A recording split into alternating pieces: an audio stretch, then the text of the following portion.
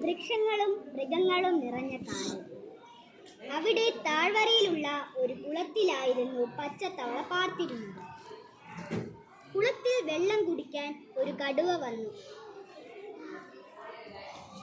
താഴ്വരയിൽ നിന്ന ഒരു വേട്ടക്കാരൻ കടുവയെ കണ്ടു. അയാൾ ഒരു മരത്തിന്റെ മറവിൽ നിന്ന് തോക്ക് ചൂണ്ടി.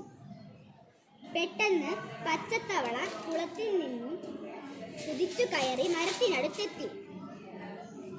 വേട്ടക്കാരൻ ഉന്നം പിടിച്ച സമയത്ത് തവള അയാളുടെ പുറത്തേക്ക് ഒരു ചാട്ടം.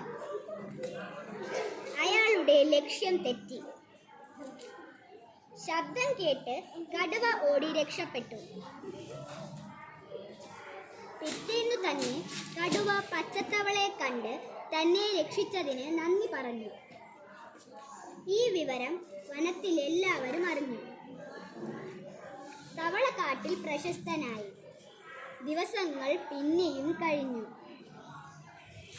മൃഗരാജനായ സിംഹം തന്നെയാണ് ഇത്തവണ വേട്ടക്കാരന്റെ വലയിൽ കുടുങ്ങിയത്. വിവരമറിഞ്ഞ് സിംഹത്തിന്റെ അടുത്ത് ഓടിക്കിതച്ചെത്തിയ തവള പറഞ്ഞു, അങ്ങയെ ഞാൻ സഹായിക്കാം, വിഷമിക്കാതിരുന്നാലും. ഈ വാക്കുകൾ കേട്ട് സിംഹത്തിനു ദേഷ്യമാണ് വന്നത്. നിസാരനായ ഒരു തവള തന്നെ സഹായിക്കാമെന്ന്.